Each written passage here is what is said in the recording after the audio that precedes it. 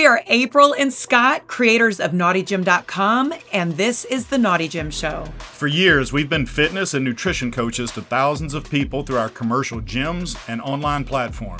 We've also spent nearly a decade in an ever-evolving open relationship. This show brings together two of our biggest passions, fitness and sex positivity.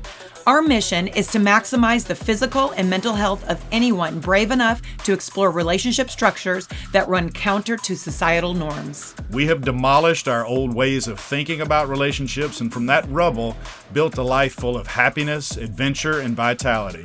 And now we want to help you do the same. So hop on the treadmill, start the show, and let us teach you how to never stop playing. Welcome back to the Naughty Gym Show. I am your host, April, and this is Santa's naughtiest little elf, my co-host, Scott.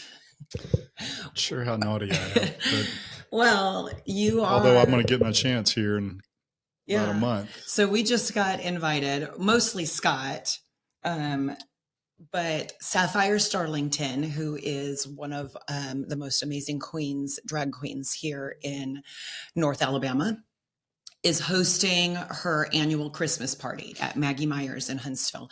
And she reached out to you and asked if you and I would be sexy Mr. and Mrs. Santa Claus for her Christmas party, mostly so that people can sit on your lap and ask, tell you what they want for Christmas. Which is not exactly in my wheelhouse of comfort, but as long as I don't have to dance or sing, I'm probably going to be okay. I think you're going to absolutely love it. So if anybody is in the area, North Alabama, it is December 13th from 9 p.m. to 1:30 a.m.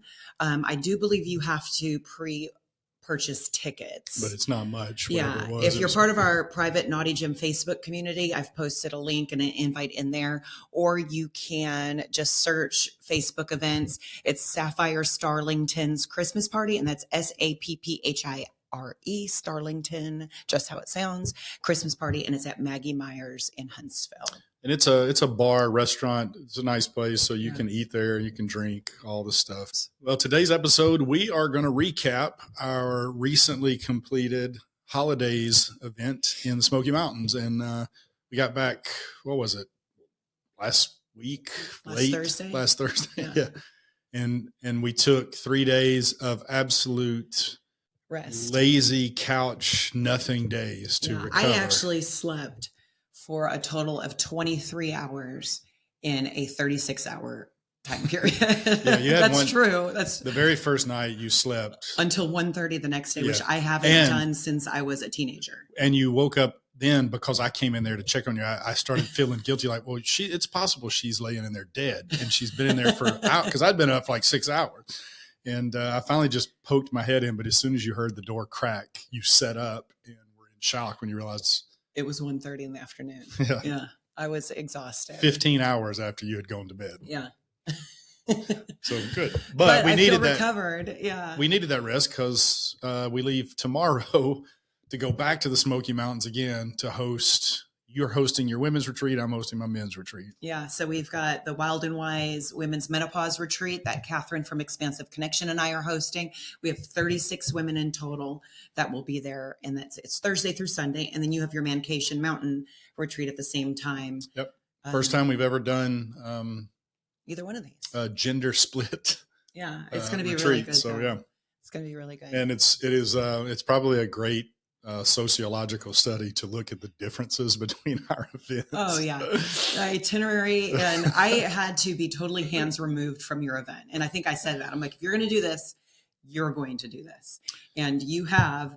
And if you look at my event, have been the way I would have run it, which is the point. If detectives were investigating our events and knew nothing other than just looking at the itineraries, it would take 1 to 2 seconds to go, well, this one's been done by a woman and this one has been done by a man.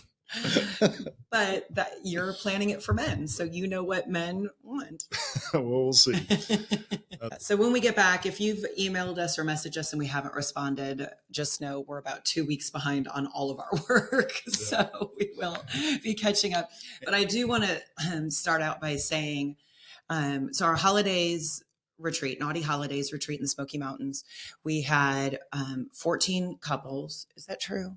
I don't know why I can't remember. We had 36 people there total, but including some host couples. Yeah, and then Catherine with team. Expansive Connections and Devious Dragonfly was there as our caterer. And that's what I kind of want to start with. Just huge thank yous to Devious Dragonfly, who handled the catering and event setup and just everything else. She is definitely the hostess with the mostest. And this is the first time we've used her at an event. She does her own events, but she took such a load of stress off of us that it was the first event that I really was able to be present for the most part.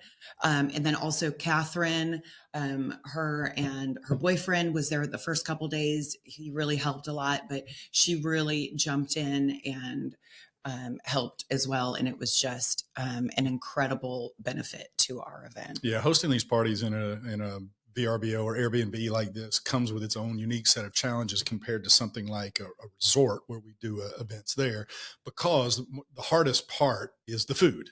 Yeah. Food and decorating and stuff. Yeah. That kind of stuff that is already taken care of for you at a place like Hito or the resort we go to in El Salvador. Typically we would have to cater those meals in and have the meals delivered, or somehow me and you or some of the host couples are cooking. But she came in and just gave us a budget that she said, I think I can do essentially the sales pitch was like, I think I can do an amazing job with this amount of money. And we're like, deal. We wrote the check. And other than just her saying, hey, can you get somebody to take out the garbage? We didn't really have to do anything. We gave her a list of like everybody, all the attendees, like food allergies. So some people are gluten-free, some people are vegetarian, some people are vegan. She curated an amazing menu around all of that. And it really was fantastic. And she has her own events and her own website. I think it's deviousdragonfly.com. And like they've got a cruise coming up on, what is that adult cruise? Virgin.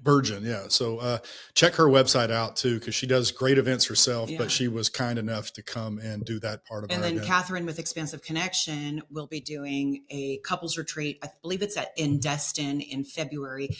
Devious Dragonfly will be helping with that one as well. You can go to expansiveconnection.com for all the info on that. But also I want to thank our because we had 3 host couples, help set up on certain days and help with different things. And they always go above and beyond. Like when we ask somebody to help, we're like, but you have this day off and this day off. And then they end up working every day. But I went into this event with these grand plans of like all these decorations. And day one was Halloween, and I made a balloon arch, which I love decorating for holidays, all holidays. And I love making balloon arches and like just making that, And if you said, hey, Scott, you can make this balloon arch, or I'm going to let this professional boxer take one free swing at your face, I'm taking the punch. Right. But my point is I had all these grand plans of all these decorations, and like the first 2 days, good. Then like one, I was like, I'm not doing another balloon arch today because it's so time consuming. And then, so not all of the decorations, but as the time went on, there really wasn't a need for as many decorations as I had planned. Well, the first day you did the big Halloween balloon arch that had not only balloons in it, but like spiders and cobwebs everywhere. But we also had all the lights. We had all these up lights that we made purple and orange, Halloween colors. And there were decorations. Yeah. And Devious Dragonfly, I don't know if we can use her actual name or not, but she had 4 full life-size skeletons that she would put in different every day places. She would dress it up as the theme. Yeah, as whatever that holiday. Hide them around the cabin like little naughty skeleton elves. Well, in the overall, this whole event was based off 5 days, and each day had a different holiday theme from the holiday seasons. It was Halloween, then Friendsgiving, then Christmas Eve, Christmas, and New Year's Eve. Yeah. And we did things that we felt like were fitting for that holiday sort of thing. And we're going to run through all that stuff, kind of a day by day play through how the event went. Yeah. So check-in was at 4 on Thursday, is that right? No, it was Saturday. It was Saturday. Check-in was at 4, and that was Halloween. So we knew everybody would be kind of tired. So we didn't plan just a ton, but we wanted to do like some icebreakers. Well, luckily, and just to back up for a second, that was our Halloween themed day, but it was the day after actual Halloween, Right. which we were lucky enough to be able to get a really discounted rate to come in a day early. And it was just us, Devious Dragonfly, Catherine and her boyfriend, and I think that's it. May have been it. And so we had this huge mansion cabin with just the 5 of us in there. And, but luckily we were able to, so that was Halloween day. Yeah. And we were able to get the first day of our retreat though was Halloween. So right. We knew people would be kind of tired. We had our costume contest. Well, first we had our connection circles, and we do that at the beginning of every event where we split up the men and the women, and we just kind of get to know each other. We, share some things about being vulnerable. And typically when I do my women's connection circles, I don't go around and make every woman say something because I've always projected, because I tend to be introverted in situations like that. And so unless I'm leading, sometimes I wouldn't speak. I would be one of the women who would be like, I'm not saying anything unless I'm forced to. And you always make the men speak. And but it wasn't like I planned it that way. I just, when these ideas first came up, the very first time we did them, you had given me the instructions on what we were doing. I just understood it, even though you didn't say it, to be like, everybody's going to go around in the group and talk. And you always have and not saying that ours don't always go well, but I thought, well, let me give this a shot where I make all of the women speak. And there were a couple women in there who it visibly rattled because they're more introverted.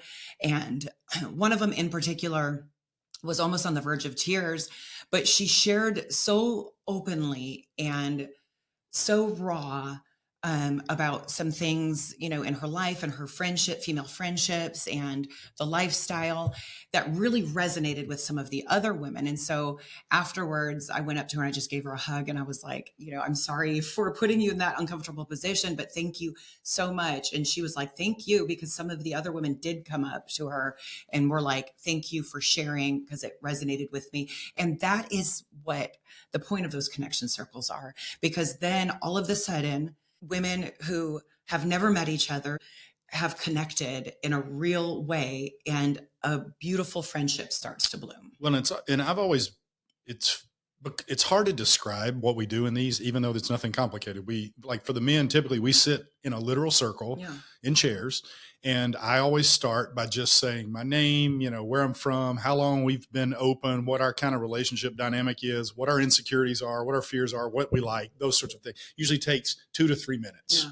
And then we just move around the room, with mine being the example of kind of how to do it. And we go around the room. What has almost always been a feature of the men's circle is that when it's over, there's some expressions from different people in the group about, wow, I'm really surprised how much I got out of this, because the men don't tend to be as excited about coming to the connection circle. At first it's like, oh, it's therapy, it's weird stuff, this isn't fun, whatever.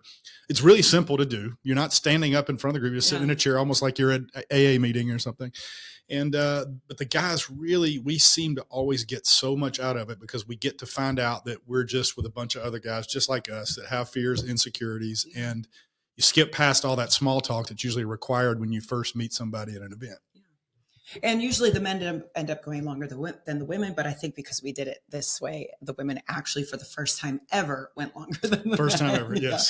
So we did the connection circles, and then we had a really lovely dinner that Devious Dragonfly made. She made these little stuffed peppers that look like pumpkins. Oh my God, those were so good. First of all, I was full before the dinner was actually served from eating those peppers all day. Also, she wrapped a skeleton head in prosciutto, and it looked like charcuterie board. Yeah, it looked like when people showed up with their luggage, they were greeted by a cadaver head sitting on that. It was disgusting. And I like prosciutto, but I wouldn't eat it because it was wrapped. Actually, I'll post a picture. I have a picture of your head right next to the skeleton head. Because I said it looked like me.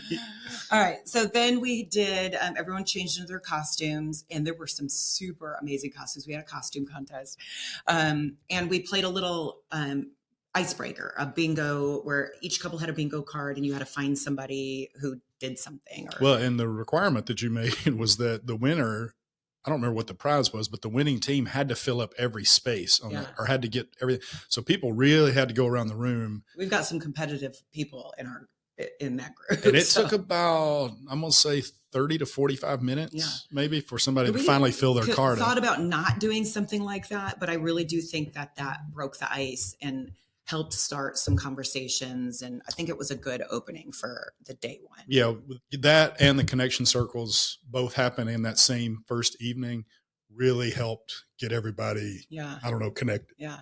So then we did have, we just kind of turned the lights down, put some party music on. People were mingling, having some drinks, dancing.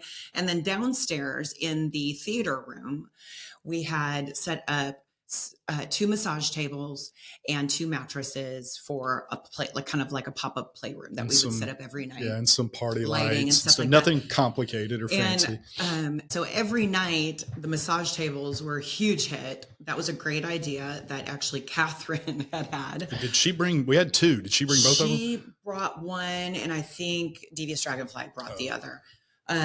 We had one. We just could. There's no way we could possibly fit anything else in our car. Well, it was just a great way to break. Hey, you want to come down here and let the 6 of us give you a massage? And it didn't have to be. Some people got a 6-person massage, 12-person, and it didn't have to be sexual.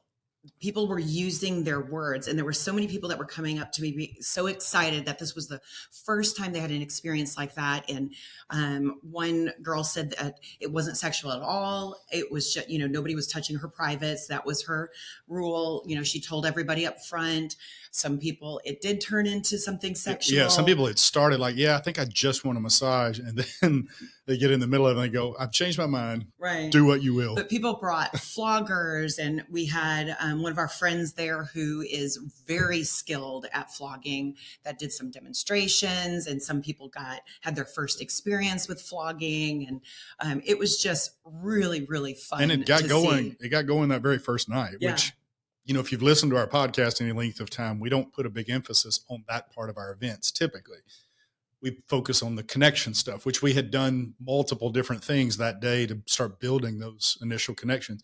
But I think that's what helps sometimes these parties start to kick off the play, is that the connection part has already been done. Right. Or at least to some extent has already been done. And so it got started really quick that night. Right. Well, and we had a Telegram group leading up to this and a Zoom call where everybody could kind of meet each other. And one thing I do want to say about Telegram groups, so we do Telegram groups for all of our events leading up to the event. And it's not required. Personally, I don't love Telegram groups, and here's why. You can form an opinion about somebody based on their interactions in a Telegram group that is not true to who they are. And so then you go into this event expecting this person to be one way, and it typically is not that way. Like it may be accurate to say we've done that every event, that there's somebody in the Telegram group that we have misread wildly just based off. And I'm not saying we thought they were going to be bad or they thought they were going to be good. It's just their personality through messaging is very different. Right. Either they're like super outgoing in text messaging, and then you meet them and they're very introverted and quiet, or vice versa, or it's just ever. So if you are in Telegram groups or ever in one of ours, just know that just give people a chance. And we actually, in our El Salvador trip, had somebody come up to us and apologize. They were like, we left the Telegram group because we had an impression of like what this, and we were kind of scared, and we wish we had not gone into it with these expectations. Or so you can't judge somebody necessarily by how they do or do not interact in a Telegram group. All right. So that was the first day. It was the Halloween theme. And then the next morning or next day was our Friendsgiving theme. Yeah. Which, the centerpiece maybe of that day was we had this big Friendsgiving dinner planned that evening. Or a hike. Well, that was, that's right. But, we kind of, the Thanksgiving, right. The tradition is the big dinner. Yeah. And so we had that plan, but so we were going to start the day by going to breakfast as a group at this place called Flapjack's Pancake Cabin, which I thought was great. Yeah.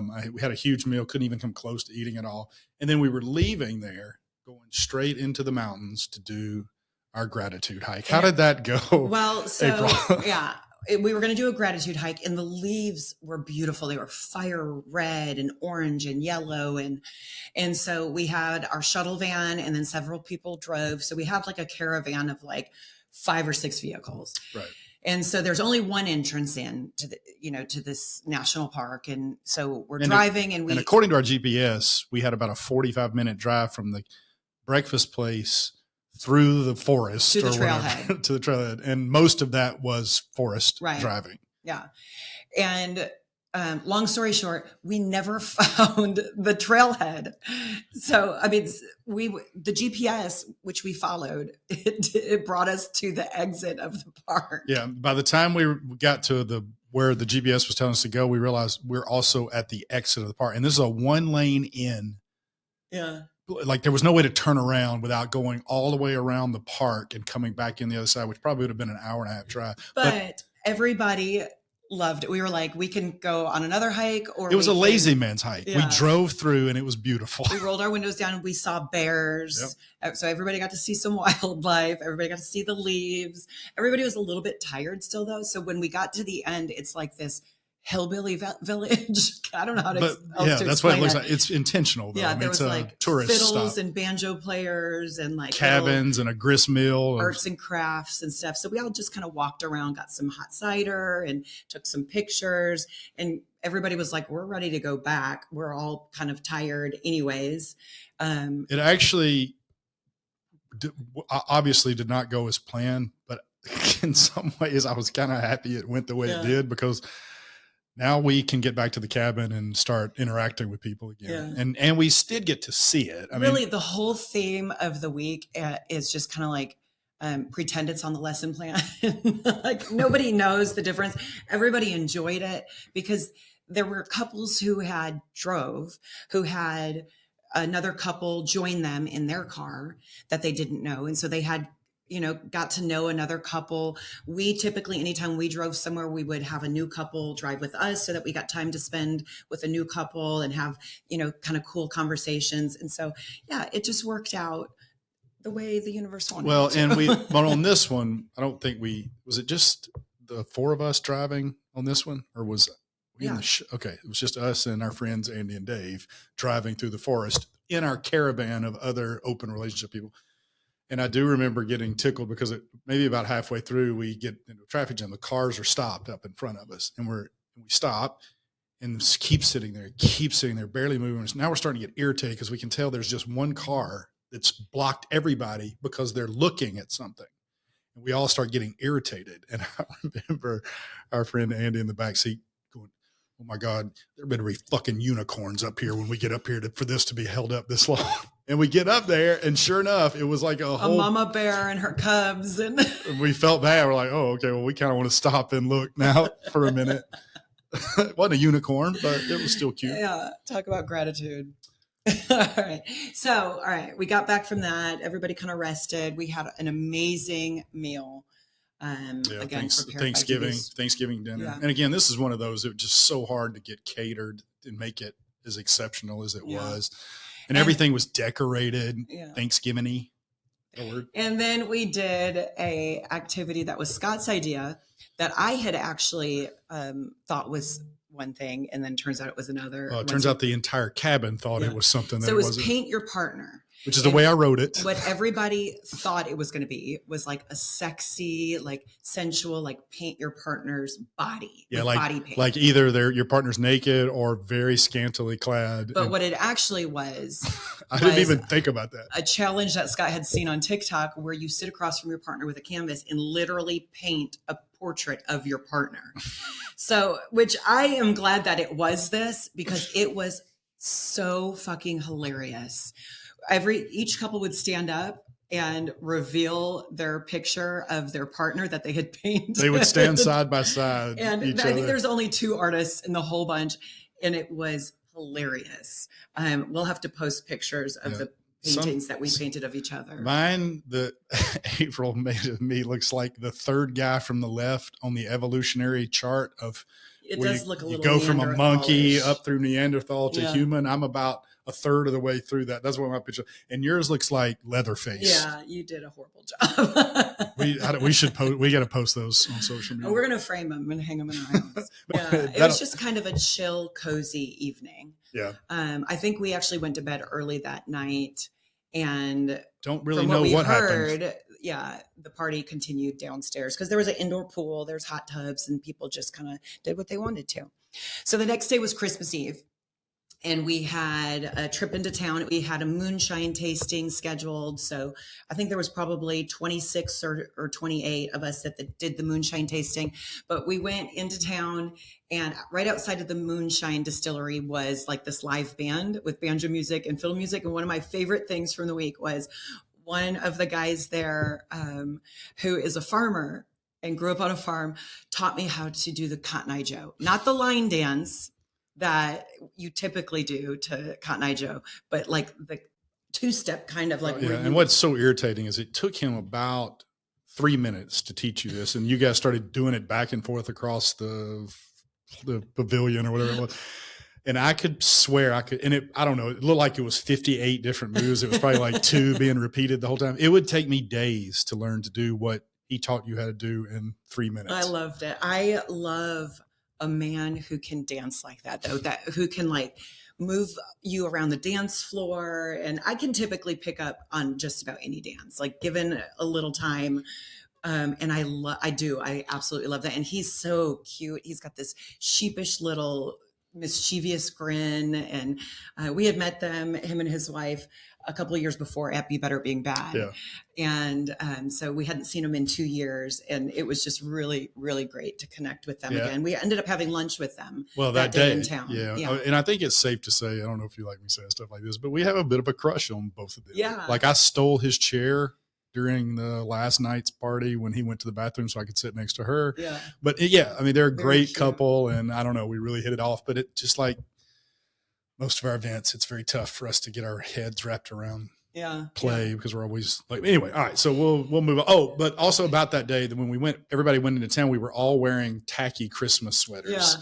Yeah. Mine said, "Go Jesus, it's your birthday." I don't remember what yours said. It's like the one that says naughty. But people were there. Some of the couples were decked out from head to toe. Like I love how committed to the themes this group was. Yeah. I think everybody went with some kind of tag, and we looked ridiculous. And it was so fun. Yeah. But we had a great time. And we left that moonshine tasting, and went and had just a private sit down lunch with the couple, the guy that taught you how to dance. Yeah. Well, everybody kind of went their own way. Yeah. Yeah. And it was fun. I got to tour, kind of walk around downtown Gatlinburg before we go back to the cabin. When we got back to the cabin, another one of my favorite things from this weekend was there was a couple there. I'm going to call them the Snowbirds because they talk about snowmobiling and stuff like this. This, I believe they said, was their first lifestyle trip. They're fairly new to the lifestyle, but he has incredibly strong hands. And he had given his wife like a 90-minute deep tissue massage the day before. And he had offered to give me a deep tissue massage because I get stressed out with these things. And there's one side on my right shoulder that just knots up real bad. So he was like, I am offering to give you a totally vanilla deep tissue massage. And I was like, let's do it. And that was one of the best deep tissue massages I've ever had. It was so good. And I'm so appreciative because it didn't hurt the rest of the week. Well, and this, I think, is a good time for me to bring this up too. I meant to mention this to start, but yes, you always seem to get really anxious just prior to, especially just like the week prior to these events. And it never fully goes away during the event because we're always worried, what's the next thing we got to do? What's the next thing? All that kind of stuff. Not only did you seem much more relaxed, from my perspective, and I could be wrong, but from my perspective, this was the most comfortable and relaxed I've ever seen you at an event. Yeah.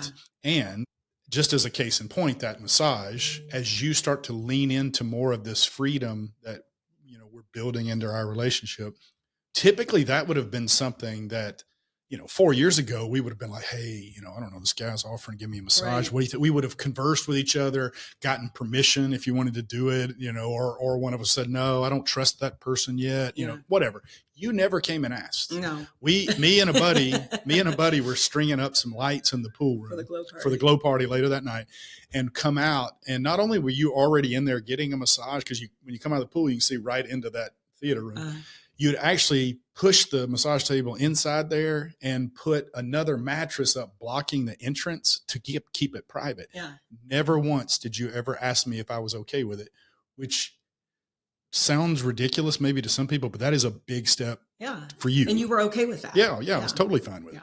But that I was more happy that you did it without asking me. Yeah. Because it just shows some of the comfortability coming. Yeah. Well, and I really was comfortable with this group. And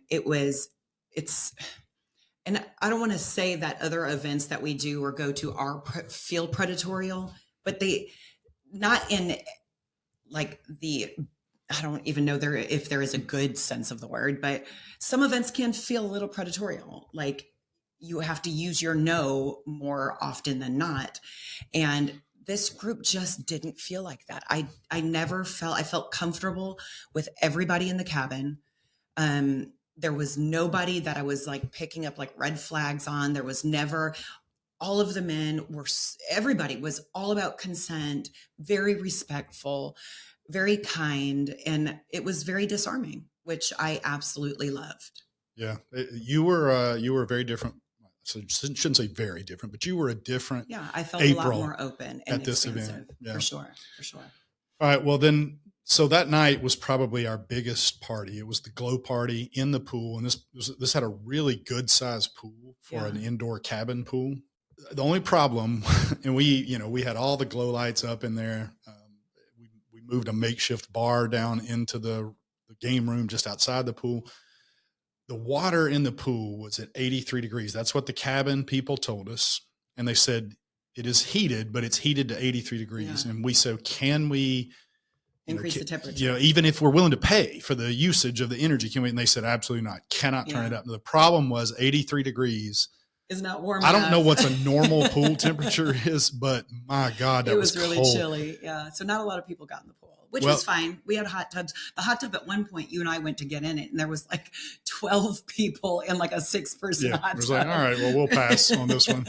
Couldn't get in there. But that night went on and on. I mean, people were just having a blast. And again, there was BDSM demos and people were getting flogged and people were having sex. And and to go back to you being comfortable, not only in your own skin and with your own autonomy and freedom and stuff, but you were more comfortable, at least again, this is my perspective, with me. And you had even told me at the start of the week, look, feel free to flirt, make out with whoever you want to. And at that pool party, I think there was only 2 people that got in the pool, me and one of the female attendees. No, there was 2 girls got in. Yeah. Did they? Okay. Yeah. Well, at any rate, at one point I'm over there talking to you. You're sitting on the edge of the pool. I'm in the pool shivering. And then a girl who I have an attraction to, both her and her partner, got in the pool with me right in front of you. Mm-hmm. And we sat there and flirted and touched and I don't know what's the right word, but flirted physically and talkatively, flirted right in front of you. And I was a little concerned. I was like, I don't know. She said, I'm free to do this, but I didn't ask. Yeah. And typically that had been our rule in the past. Before this goes past any type of verbal flirting, we need to have a conversation. Yeah. And you seemed totally okay with it. Yeah, I was. I just felt really comfortable with this whole group, with everybody there, which makes a huge difference. What if we'd have done anal in the pool? Would you have been okay with that? Well, I don't think you should do anal in a pool. Okay. That other people aren't going to be in. Okay, it's probably true. Yeah, probably. Probably true. So the next day was Christmas Day, and we went to Dollywood, which was another highlight. The weather was beautiful. It was sunny. They had it decorated for Christmas, and I fucking love roller coasters. I haven't been on a roller coaster in probably 5 years, so I was honestly in like old woman fashion nervous. Like, am I going to need a chiropractor tomorrow? Yeah, but you were giddy, like so. It was excited. So excited. I love that feeling of like your stomach dropping and like going upside down, but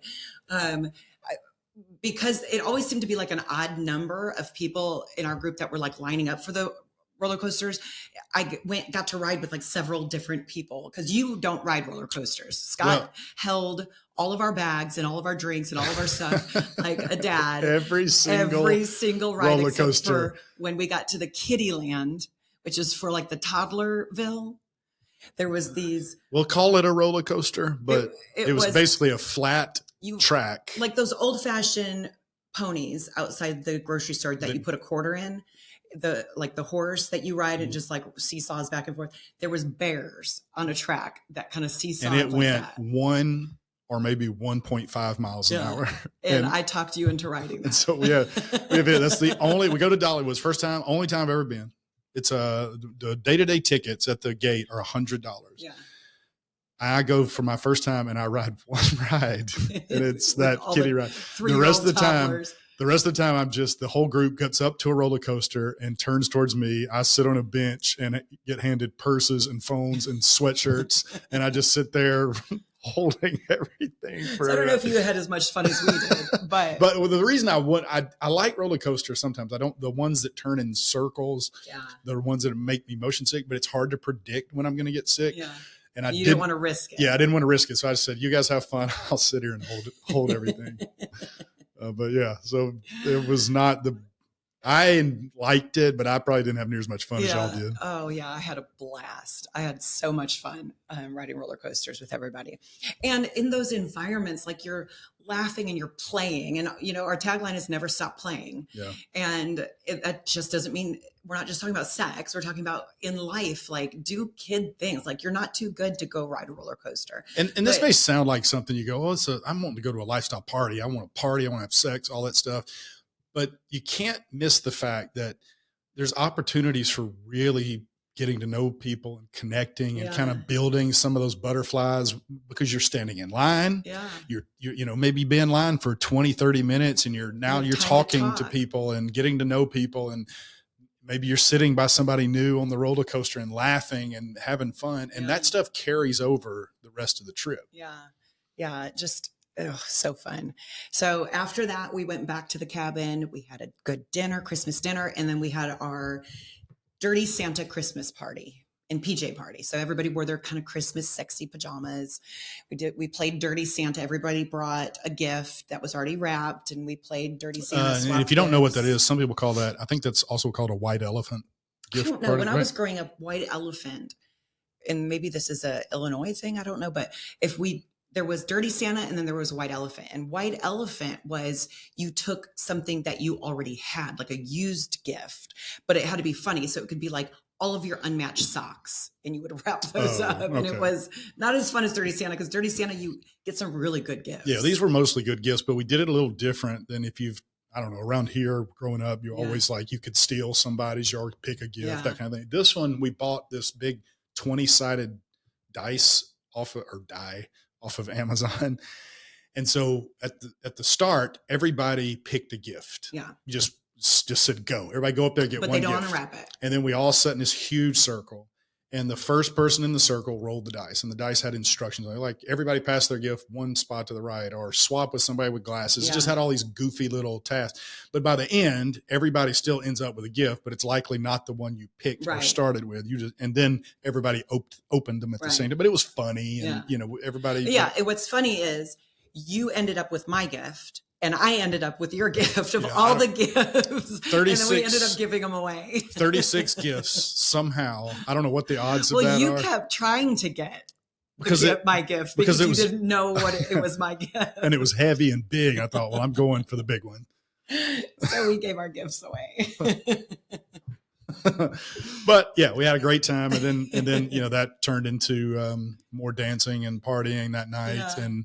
And it was just, I don't know, it's hard to explain how much fun these things can be when you've gotten to know everybody in there really well. What's funny too is, we have our host couples, but I woke up one morning and the snowbirds were in the kitchen, and he was sweeping and she was cleaning. I was like, you guys, we have people who are going to do this. And he was just like, this is just what I do. Like, I'm a giver. It ends up feeling like family, but family that you're attracted to.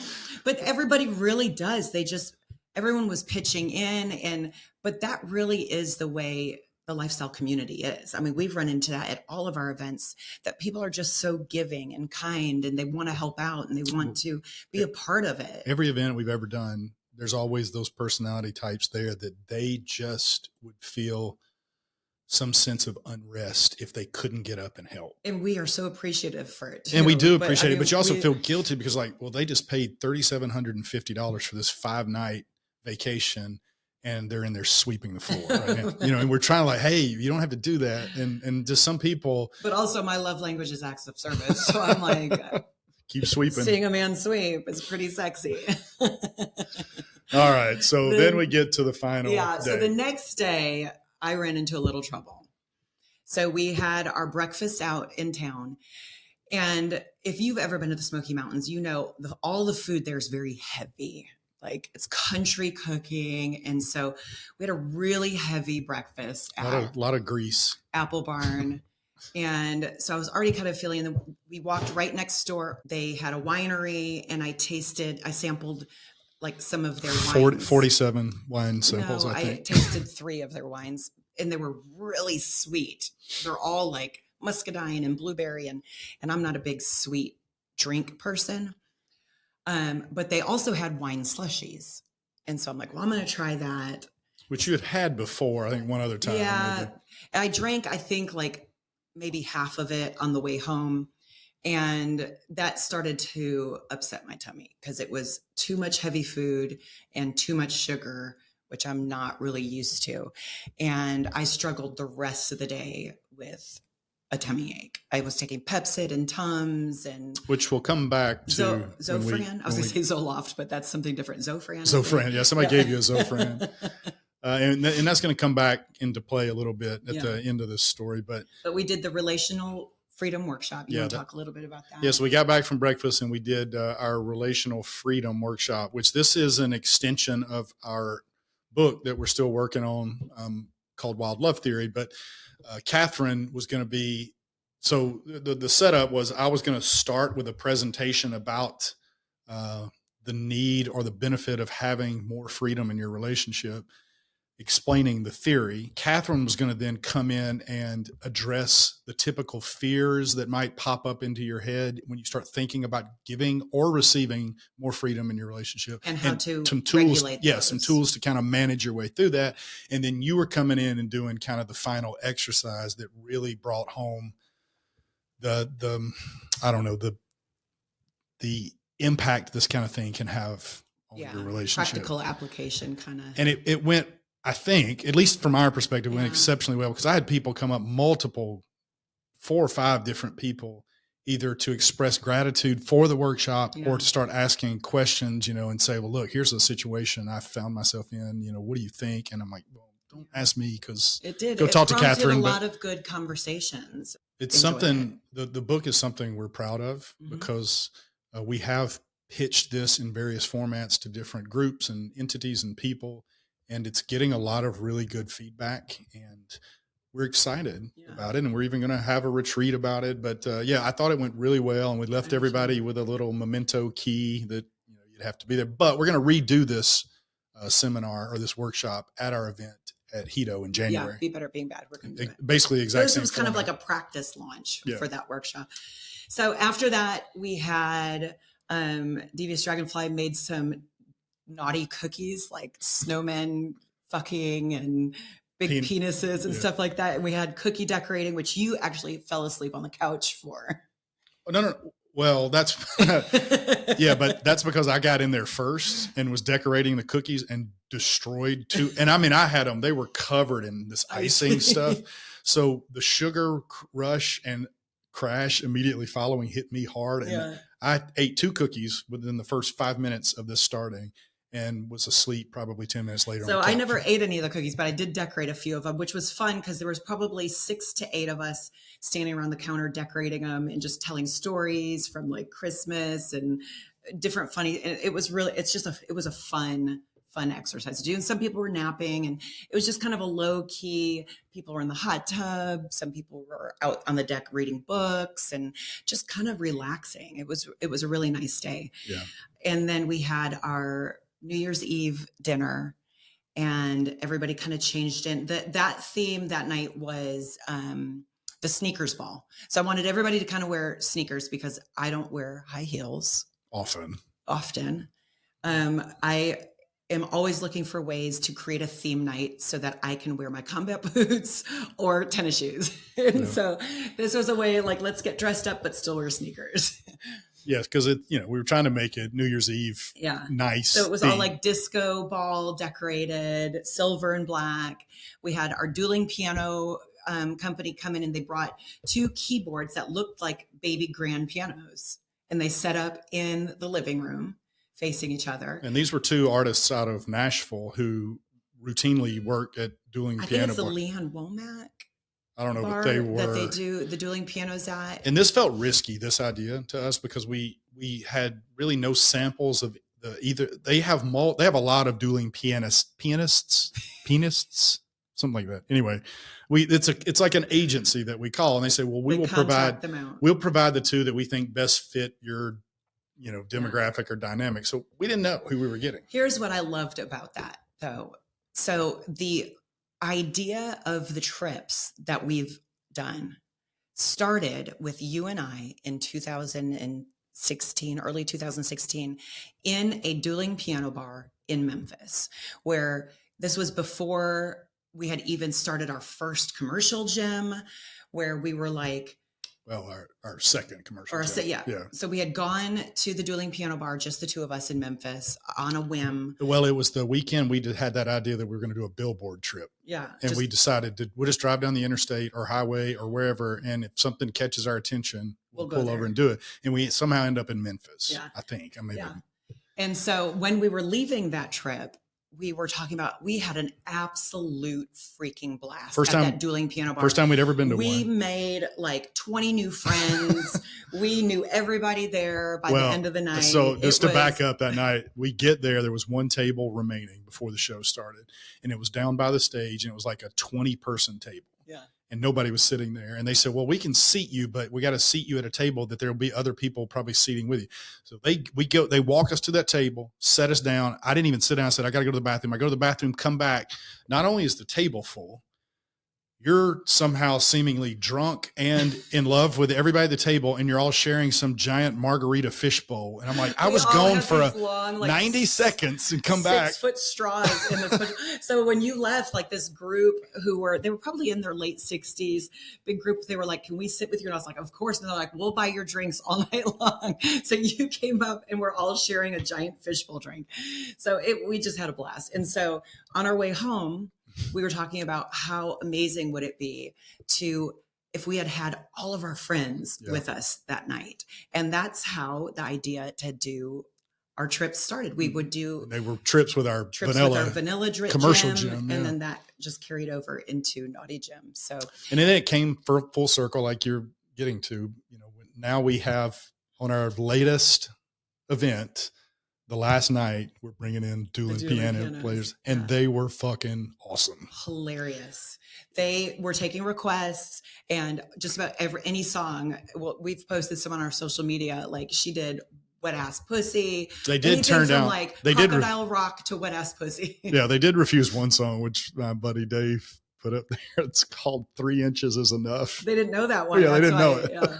If you haven't heard the song 3 Inches Is Enough, look it up on Spotify. It was really good. Yeah. But we had everybody, it did start off slow. So I got up to start dancing, hoping, because everybody's kind of looked low energy. Right? Well, it was in the living room, which is this massive gathering room with 20-foot tall windows looking out over the mountains and stuff. And they were sitting against that window. Yeah. And we sort of horseshoed all the seats and couches and chairs around them, facing them. But everybody was sitting down. And it did take a while before people started getting up. You got up and danced a little bit. Our friends, I don't know if we can say their names or not. She was wearing a diaper, if anybody remembers that. She was the New Year baby. Yeah, they started dancing and doing some funny stuff. And then one of the other ladies got up and did kind of a strip tease. Yeah. And the energy started building up.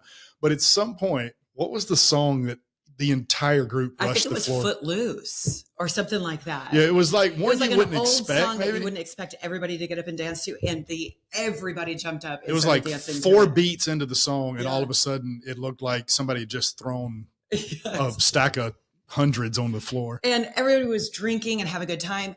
I was stone cold sober because my tummy still hurt. And so I would get up and dance, and then I would have to go stand in the back of the room to cool off because I was like, if I get overheated, I might throw up.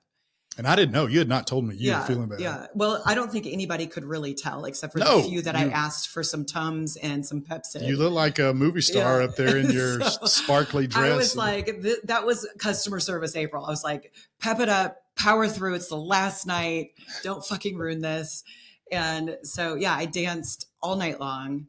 And then after that, whatever, if it was the Footloose song where everybody rested, the rest of that whole thing was just fantastic. Yeah, after everybody that. was dancing. So much so that we are working on, we think we're going to do a local event and actually bring those two to the local event to do a dueling piano, Naughty Gym dueling piano night dance party where it's not, I mean, it's going to be obviously open and inclusive, but it's not really a swingers party. It's just going to be a dueling piano dance party at our local area here. Yeah. So keep an eye out for that. Yeah. Watch for that. So that night we had to check out the next day at 10 a.m.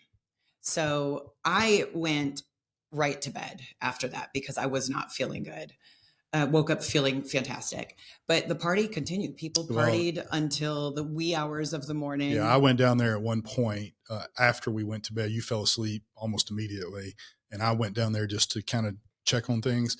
And it was a lot of people down there playing and using the massage tables in the playroom and stuff. So everybody had a great time as far as we can tell. Yeah. I was really worried that night I had gone downstairs and there was stuff everywhere. Like people had their like BDSM implements. There was, people had lived in this cabin all week. And I'm like, 100%, we're going to get ready to pack them. There's going to be so much shit left over. When I got up the next morning, everybody had packed their shit up. I mean, when we left that cabin, it looked like no parties had happened there. We arrived a day early. We had so much to do, to decorate, all the lights to put up. There was so much. And we had to check out at 10 and we got up at 7. I was like, I don't even know if that's early enough to get, and we were done so fast because of how much everybody helped. But we did find there was a mattress in the living room, a mattress out on one of the decks by the hot tub. We don't know how they got there. So we did have some odd things fun. to clean up. I love that somebody maybe just wanted to lay under the stars. And, it was truly an amazing time. My biggest regret is that on New Year's Eve night, we didn't thank everybody. We typically we would take, a couple minutes to thank everybody and do a little good farewell, talk. But we would have had to have done that before the dueling piano party started, because once that got rolling, the rest of the night was just on autopilot. But it was really a great night. I can't think of one incident of any type of drama that anybody brought to our attention. It was a truly incredible group. I think I would not call this a regret, because I don't ever say this is a regret, but there were several couples there that I had an attraction to. Yeah.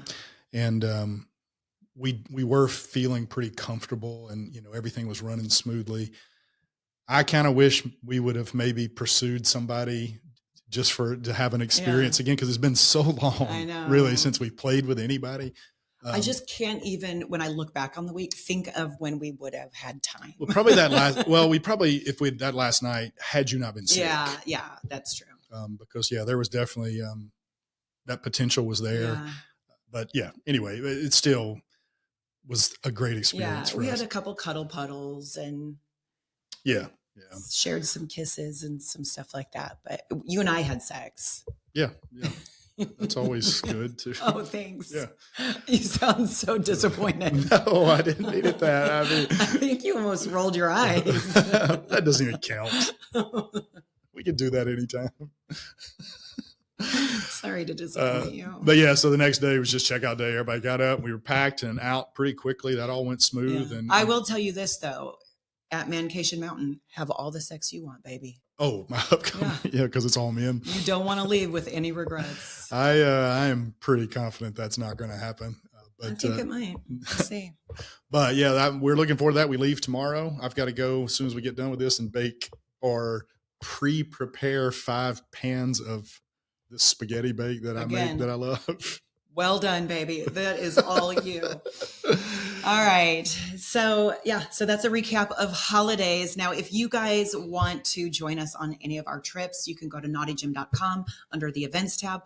We have several events coming up. It's not too late to book Be Better at Being Bad, January 3rd through the 10th at Hedonism in Jamaica. And just to clear that up, everything is up and operational at Hedo already. Yes. So the event is going off as scheduled. If you were part of an event that has been canceled at Hedo, over the past 2 or 3 weeks because of the hurricane, you can transfer your week. Yeah, you can transfer your week. You're welcome to come party with us, and ask us if you're interested in helping. They still have some unaccounted for staff members on the resort, and there was damage and things like that. So and we have an app for all of the attendees for our Be Better at Being Bad week, and we've posted a list of items that the resort has put out. So if you can bring some items that are on those lists, that's great. Hedo Foundation, I think it's hedocares.com.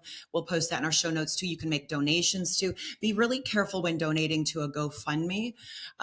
Hedonism Resort is asking that if you do make donations, to make it right to the Hedo Foundation, Hedo Cares. So that's January 3rd through the 10th, 2026, right around the corner. Then we have our Barcelona trip, August 14th through the 21st. We are half sold out on that. There's only 14 rooms available for that. So we have 6. We actually have 6 left on that. And then we have our El Salvador, which we have 9 rooms left for that. And that is October 12th through the 17th. Yeah, no, that one's 2026. That's 9 rooms left because that one's a bigger resort. Yeah, we have 30 rooms. We've already sold out 21 of them. So that one's probably not going to last much longer either. But if you're interested in either one of those, go to the website, our website, and look at the itinerary. These are fully fleshed out trips with all sorts of excursions and experiences. And we're super excited about all of those. And then keep an eye out because we have a couple more retreats that we're going to be added, a wild love theory retreat, a religion and non-monogamy retreat that we'll be doing in the fall. And most likely the same 3 events in November that we did this year, holidays and our men's and women's separate retreats also. So full calendar for next year. Yeah. So keep an eye out for that. Naughtygym.com is the website. Click the events tab. And I think that wraps it up, babe. So for now, remember to never stop playing.